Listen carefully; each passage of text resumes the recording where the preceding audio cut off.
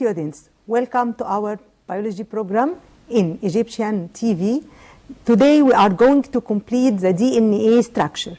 In the last session we talked about the DNA structure and how the DNA is consist of number one, ribose sugar, also nucleotide, okay, and this is the structure of DNA, consists of deoxyribose sugar, nitrogenous base, and phosphate group. Also, we talked about the structure of the bacterial cell and how the bacterial cell, it is the simplest cell which contain only one cell. And inside the bacterial cell, there is what is named by plasmids. Plasmid is the DNA inside the bacterial cell, which consists of the ring DNA. Let us to see what is the structure of plasmid and also what is meant by plasmid. Okay, plasmids are much smaller and circular DNA molecules that are not complexed with proteins. Means that the plasmid is a circular DNA and not joined with protein found in the prokaryotics. موجود في البروkaryotics. Okay. What is the site of plasmid? Sites means the position of plasmid. Where the plasmid is found? Found in two cells. Number one, prokaryote cells means some bacterial cell which contain one or more plasmids. Prokaryotics, they are simplest type of cell. And also found in eukaryotes like the yeast fungus. Not all types of eukaryotics contain the plasmid. Now, the sites of plasmids found in two cells. Number one, prokaryotes. Number two, eukaryotes. Prokaryotes, some bacterial cells which contain one or more plasmids. Eukaryote, like the yeast fungus, which also found inside it plasmids. Okay. What is the importance of plasmid? Why the plasmid is necessary or the plasmid must be found inside the cell? First, plasmids are widely used in the field of genetic engineering. Means, if you talked about the genetic engineering or the genes, you must describe the DNA, and the plasmid is the simplest form of DNA structure, where the bacterial cell replicates any plasmid inside it during replication of its main DNA. Okay, now we are describe what is the plasmid again. It is the genetic engineering or the DNA structure. Okay, and the scientists take the advantage of this activity by introducing artificial plasmids into the bacterial cells in order to obtain several copies of the plasmids. Second, DNA in eukaryotes. Eukaryotes, like what? Eukaryotes, like the higher plant, human, some living organism which contains the genetic material surrounded by nuclear membrane.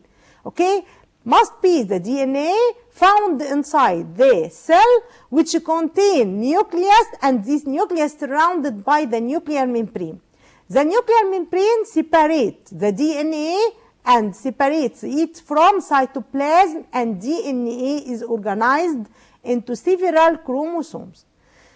The human somatic cells contains 46 chromosomes. Chromosomes appear in eukaryotic during the cell division. Okay, in the last session we talked about the human and the structure of DNA. You know that is the human cell contain nucleus, and inside the nucleus there are the DNA structure. Deoxyribonucleic acid.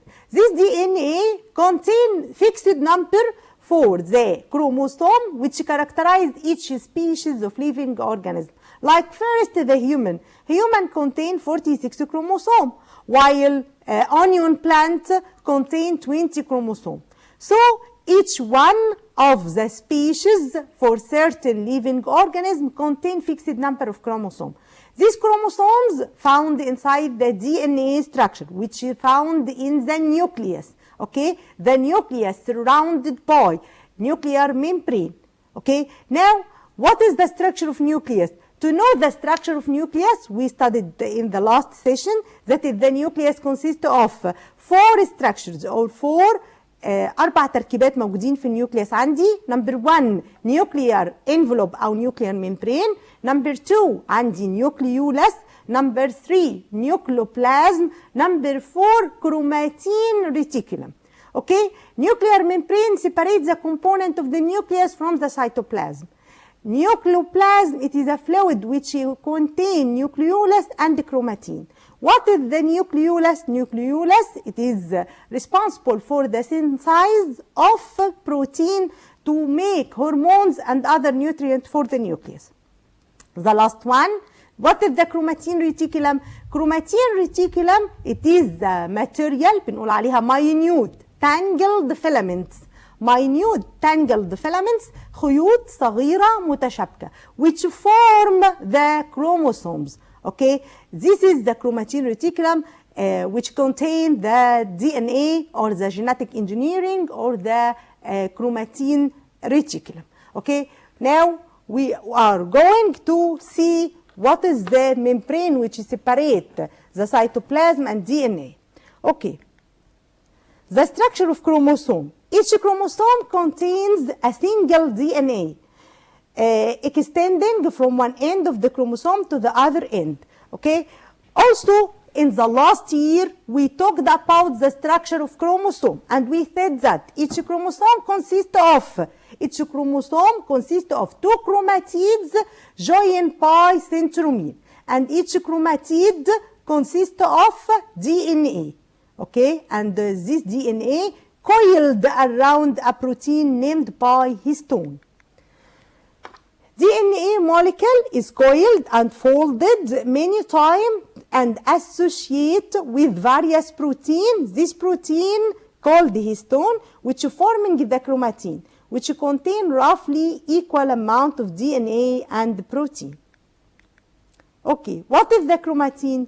Chromatin, one molecule of DNA, means that one strand of DNA consists of, or one molecule of DNA means one nucleotide which contains 4 nitrogenous bases extending from one end of the chromosome to coiled and folded many times and associated with protein. You know what is meant by folded? Folded means make many يعني متنيين يا ولاد كده علشان to take small area. معنى كلمة folded معناها إن هي become small in area to take small space inside the cell.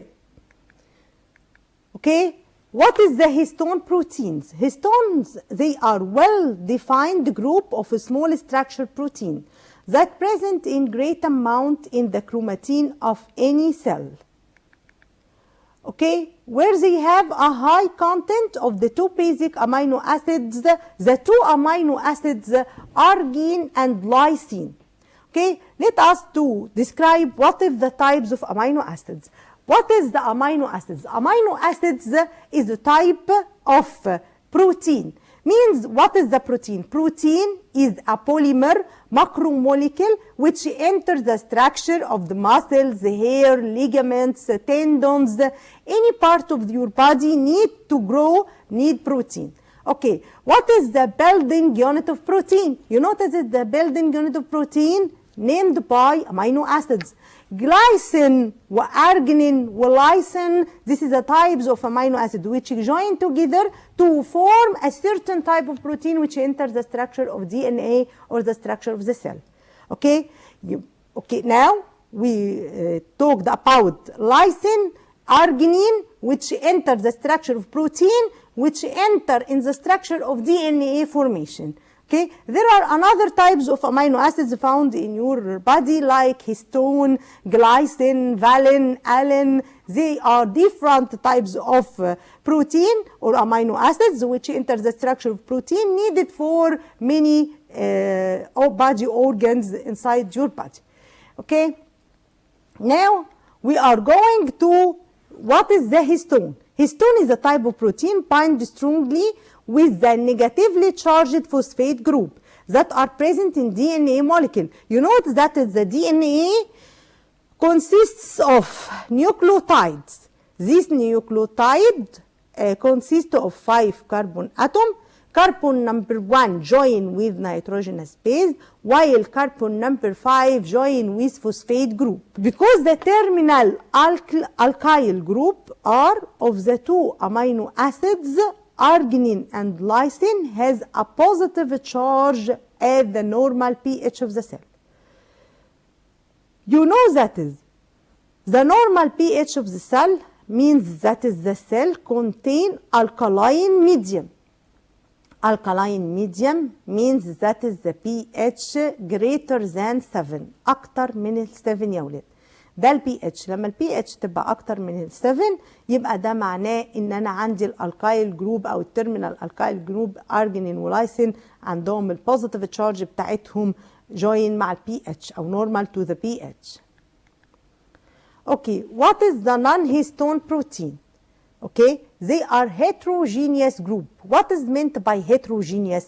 Heterogeneous means different group, and this different group differ in structure and regulatory protein.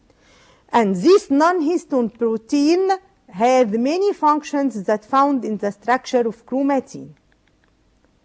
Okay, non-histone protein have many different functions because they contain number 1 structure protein that enter the structure of definite part of DNA molecule and play an important role in special organization of DNA within the nucleus. Now, what is the structure protein? The structure protein, again, this is a main or contain or organized the DNA within the nucleus.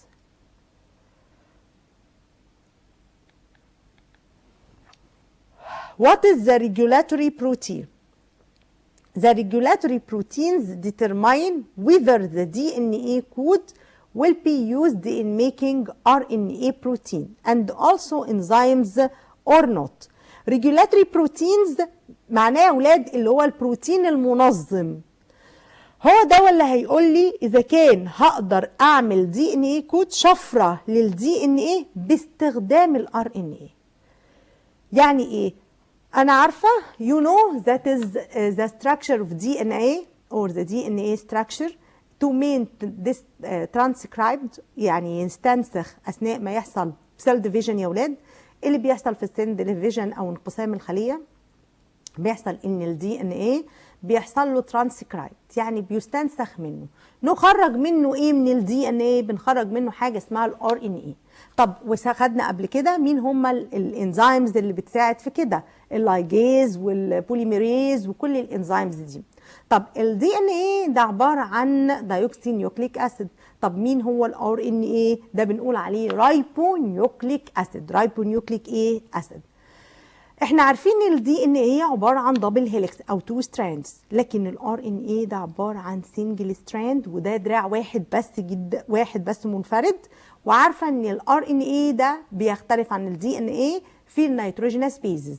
عندي النيتروجينس بيزز بتاعتي اللي موجوده في الدي ان ايه هي الثايمين والسيتوسين والجوانين الثايمين وادينين وسيتوسين وجوانين. while the nitrogenous bases found in RNA uracil, okay, instead of thymine, adenine, cytosine, and also a guanine. So the DNA to transcribed عشان نستنسخ من ال DNA RNA علشان يقدر يبتدي يعمل السيل ديفيجن او ينقسم جوه السيل. فدوت بنقول عليه اسمه regulatory proteins. اوكي. هنا what is meant by packing of DNA. معنى كلمة packing of DNA if we imagine that the DNA double helix، لو أنا عارفة إن ال DNA double helix of each chromosome lined up and stretched out, it would be about 2 meters in length. Therefore طبعا يا جماعة هو هنا بيقول لي إن ال DNA موجودة عندي في الإيوكاريوتيك سيلز مش موجودة على هيئة مش stretched، يعني مش مفرود، لأنه لو اتفرد هيبقى طوله في حدود 2 متر. لكن ايه اللي بيجرى؟ بيجرى ان بيحصل له حاجه اسمها باكينج. باكينج يعني هو متجمع او فولدد او متني كله مع بعضه to take a small area inside the cell. Okay. The histone, it is a type of protein which enters the structure of DNA. The histone and other proteins are responsible for packing this long molecule. يعني اللي مسؤول عن عملية ان يبقى ال DNA عامل باكينج او عامل سيركل او ان هو folded inside the cell، اللي مسؤول عن كده الهيستون ومعاه other two proteins. اوكي، to fit into the cells عشان يقدر يدخل جوه السيل نيوكليوس، وده بيبقى من 2 to 3 مايكرون in diameters. يبقى كده معناه ان انا خدت سبيس قليل جدا في السيل من 2 to 3 مايكرون في الدايمتر بتاعها. You know what is meant by diameter؟ diameter ده معناه ان انا لو عندي سيركل، عندي دايره، الدايره دي في من التو بولز بتوعها اللي هو الخط اللي بيعدي بالبرنسبل اكسس بتاعها، ده اسمه diameter. الدي ان ايه بياخد من 2 to 3 مايكرون in diameter. فطبعا احنا شايفين اهو الدي ان ايه ده الاستراكشر بتاعه دبل هيليكس زي ما انا شايفه، وهو فولدد مع بعضه، ولما بيبقى فولدد بيعمل باكج علشان يبقى يدخل في الاستراكشر بتاع الكروموسوم. زي ما انا شايفه ان الكروموسوم بيتكون من 2 كروماتيدز، each كروماتيد عباره عن ستراندز من الدي ان ايه. اوكي، يبقى ال DNA molecule is wounded. What is meant by wounded؟ يعني twisted or coiled around each other. Okay, wounded around the clusters. Clusters means يعني groups يا ولاد. Groups مجموعات من الهيستون بروتين. Okay, these groups of histone which are around in the DNA forming a string. This string is called the nucleosome. This string is called what? Nucleosome. Okay. This shortens of the DNA molecule about 10-fold. 10-fold means ان هو متني عشرات المرات يا اولاد علشان يبقى package او يحصل له packed، يعني يبقى grouped كده او مقفول about 100,000 times more tightly to fit into the nucleus. Okay. The string of nucleosomes is coiled again to pack the nucleosome together. However, even this is not sufficient to shorten the DNA molecule to the required length. The tightly coiled string of nucleosomes are arranged in large loops that are held together by the structure non-histone proteins to form the chromatin. The chromatin is packed up as tightly as possible to be condensed into the chromosomes. What is the nucleosomes?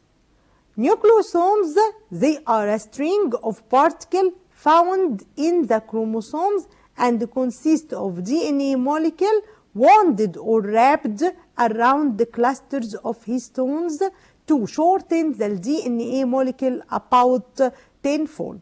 Okay, now what is the DNA? The DNA, like we described in the last slide, the DNA is the smallest organ or smallest particle found inside the cell.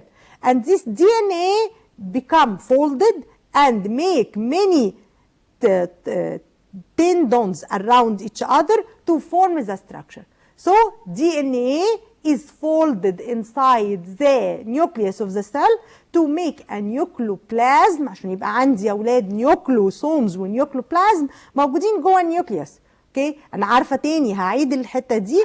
جوه النيوكليوس بنقول ان انا عندي في الاستراكشر اوف نيوكليوس في عندي نيوكليير انفلوب، عندي نيوكلوبلازم، عندي حاجه اسمها الكروماتين ريتيكولم، وعندي حاجه اسمها نيوكليولس. تمام. جوه في الكروماتين ريتيكولم بتعمل الكروموسومز، وقلنا ان ايتش كروموسوم كونسيست اوف دي ان ايه. طب الدي ان ايه دوت لو عملت له ستريتشد هلاقيه 2 متر. طب انا مش عايزاه 2 متر، هو ربنا خلقه جوانا انه حصل له حاجه اسمها 10 فولدد. 10 فولدد يعني متني عشرات المرات. ليه بقى؟ تو تيك سمول اريا. وبعدين غير ان هو تيك سمول اريا، بقول ان هو اللي بيساعدني في كده ان الرينجز بتاعت الهيستون بروتين بتساعد ان الدي ان ايه يعمل كويلينج علشان تو فيت سمول سبيس. What is the genome? Genome is the total of all genes, all DNA that are found in the cell. The cell contains DNA which carries the genes, which carry the instructions needed to construct the cells, and also sequence of nucleotide. يعني ايه برضو sequence of nucleotide that is responsible for making a protein compound. This means that is the we must to know that the protein which needed to form the hair. لو انا عندي بروتين مسؤول عن تكوين الشعر بتاعي، تمام، او الكالر بتاع السكين بتاعي، او الكالر بتاع الاي ايرس بتاعتي اللي هو لون العين، مين اللي مسؤول عن التكوين ده؟ نوع من البروتين. طب البروتين ده علشان يتكون محتاج ايه؟ لازم يبقى عندي حاجه اسمها sequence of nucleotides. sequence of nucleotides means ان في ترتيب للنيوكليوتايدز هو دوت اللي بيديني البروتين which responsible for formation the compound. This sequence of nucleotide from which the ribosomal RNA, tRNA, which enter in the building of ribosomes is transcribed. Sequence of nucleotide from which transfer RNA اللي هو ال eRNA which carry the amino acid during protein synthesis is transcribed. You know what is meant by transcribed او عمليه الترانسكريبشن يا ولاد؟ يعني ايه كلمه ترانسكريبشن؟ ترانسكريبشنز معناها ان انا بستنسخ حاجه، يبقى في تاني حاجه اسمها ترانسكريبشن. ترانسكريبشن معناها ان انا بستنسخ. ازاي يكون عندي دي ان ايه موليكول واطلع منه ار ان ايه؟ عمليه الترانسكريبشن دي علشان الار ان ايه يبتدي يعمل فورميشن اوف سيرتن تايب اوف بروتين. مش هيعمله جوه النيوكليوس بتاعت السيل، لا ده جو اوتسايد، بيخرج بره النيوكليوس ويروح عند السيتوبلازم. ده during cell division. يبقى خلي بالي قوي ان اثناء cell division what happens during cell division? The DNA transcribed from each RNA. This RNA go outside from the cell or go outside from the cell nucleus to the cytoplasm according أو through nuclear pore. طب what happens when the RNA go outside the cell? When the RNA go outside or the ribosomal RNA go outside the cell, it responsible for the synthesis of protein. مسؤول عن تخليق البروتين اللي موجود في السيتوبلازم بتاع السيل. يبقى أنا عندي نوعين من الدي ان ايه موجودين عندي بيحصل فيهم سنسايز للبروتين.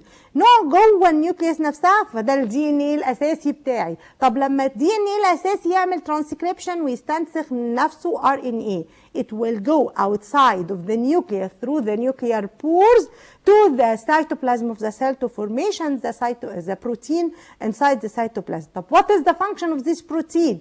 The protein inside the cytoplasm responsible for number one formation of enzymes. زي ما انا عارفه ان الانزيمات اللي موجوده في جسمي محتاجه للبروتين. بعد ما بيعمل البروتين ده، بعد ما بيعمل البروتين ده هيعمل بيه الانزيمز. طب والانزيمز دي غير الانزيم هيعمل ايه؟ هيعمل تو فانكشنز اجين. مين هم؟ حاجه اسمها growth وحاجه اسمها regeneration. growth يعني النمو، وريجينيشن يعني التجدد. يعني ايه نمو؟ يعني ستيل عايزه تكبر، عايزه تحصل لها تجيب رايبوسومز وتجيب بروتين عشان تو بي لارج ان سايز، يبقى اللي مسؤول عنها الار ان اي. طب افرضي ستيل عايزه تعمل ريجينيريشن. يعني ايه ريجينيريشن؟ يعني عندي الميتوكوندريا اللي موجوده مثلا حصل فيها دامج، او وات ايفر عندي مثلا البارت من الجولجي بادي مش بتقوم بالفانكشن بتاعتها زي ترانسبورتنج فيزيكلز. تعمل ايه؟ يقوم الار ان ايه اللي عمل البروتين ده هو اللي responsible for formation this or regeneration this organelles found inside the cell. The genes in prokaryotes, the genes that are responsible for the RNA and the proteins synthesized represent most of the genome. Genome قلنا الديسكرايب بتاع genome. Okay. The genes in eukaryotic. What is the genes? less than 70%، أقل من 70% من الجينوم serve the function of RNA، يعني أقل من 70% من الجينوم بتخدم وظيفة ال RNA، يعني بتساعد بالعربي كده في إن ال RNA يعمل تخليق للبروتين أو البروتين سينسايز. طب الريست اوف جينوم is unaccounted. unaccounted يعني مش محسوب، يعني البارت الباقي من الجينوم unaccounted يعني أنا مش قادرة أحسبه، وده بيبقى عنده unknown function. يعني ايه unknown function؟ يعني أنا مش قادرة أحدد وظيفته إيه، بس هتعرف بعد كده إن طبعا زي بقية ال RNA هو بيساعد لو حصل دروب أو حصل أي دامج في حاجة. Dear students, we described in this session the DNA and the genome structure. I would you enjoy our time today and you understand what I can say about the DNA structure. Thank you for watching. Goodbye.